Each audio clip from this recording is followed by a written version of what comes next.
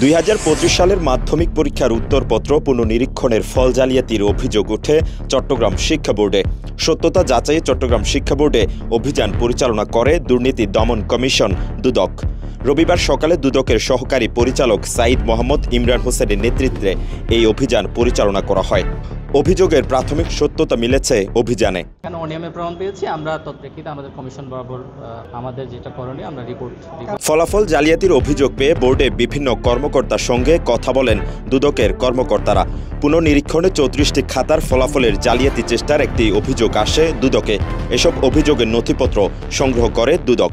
যেখানে ইনপুট দেওয়া হয় ওই কম্পিউটারে ইনপুট দেওয়ার সময় নাম্বারটা বাড়িয়ে দেখানো হয়েছে। এ ধরনের 19 জন শিক্ষার্থী 34টা উত্তরপত্রে এ ধরনের ঘটনা ঘটেছে। অভিযানে বোর্ডের প্রোগ্রামার আব্দুল মালিক ও সহকারী প্রোগ্রামার আবুল হাসনাত মোহাম্মদ রাজু আহমেদ ফলাফল জালিয়াতির সাথে জড়িত বলে প্রাথমিকভাবে সত্যতা পায় দুদক। এখানে অনিয়মটা হয়েছে প্রোগ্রামার এবং সহকারী প্রোগ্রামার, মূলত ওনাদের রুম থেকে নাম্বার টেম্পারিং এর ঘটনাটা ঘটেছে। সব মশার বিরুদ্ধে সুরক্ষা দিতে এলো বসুন্ধরা এক্সট্রিম অ্যারোসল, মশার বিরুদ্ধে এক্সট্রিম সুরক্ষা। এর আগে গত 11 সেপ্টেম্বর চট্টগ্রাম শিক্ষা বোর্ডে 2025 সালের মাধ্যমিক স্কুল সার্টিফিকেট এসএসসি পরীক্ষায় পুনর্নিরীক্ষণের ফলে অসঙ্গতির অভিযোগ ওঠায় তদন্ত কমিটি গঠন করে বোর্ড। বোর্ডের হিসাব ও নিরীক্ষা শাখার উপপরিচালক মোহাম্মদ একরামুল হককে প্রধান করে 3 সদস্যের কমিটি অনুমোদন দেওয়া হয়। গত 18 সেপ্টেম্বর প্রতিবেদন জমার কথা থাকলেও সময়সীমা 15 কর্মদিবস বাড়ানো হয়। উত্তরপত্র পুনর্নিরীক্ষণের ফলাফল তৈরির সময় 34টি খাতার ফলাফলে অসঙ্গতি ধরা পড়ে। উত্তরপত্রে থাকা নম্বর ও কম্পিউটারে ইনপুট দেওয়া নম্বরের গরমিল পাওয়া যায়।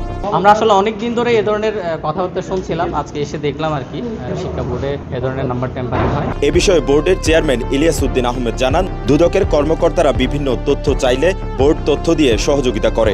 চট্টগ্রাম বোর্ডে এর আগে এই জাতীয় একটা ঘটনা ঘটেছে, আপনারাই জানেন, আমি তখন ছিলাম না। তো সেই আলোকে আমি চিন্তা করলাম যে আগে তদন্ত হয়ে যাক, তারপরে কি হয় দেখা যাবে, সত্য মিথ্যা যাই হোক একটা কিছুতে বেরিয়ে আসে। এর আগে গত 10 আগস্ট এসএসসি পরীক্ষার উত্তরপত্র পুনর্নিরীক্ষণের ফল প্রকাশ করা হয়।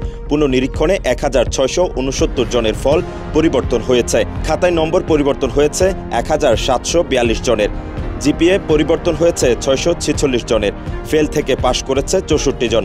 নতুন জিপিএ 5 পেয়েছে 65 জন। নতুন ফল অনুযায়ী চট্টগ্রামে এবার পাশ করেছে 1,01,245 জন। জিপিএ 5 পেয়েছে 11,908 জন।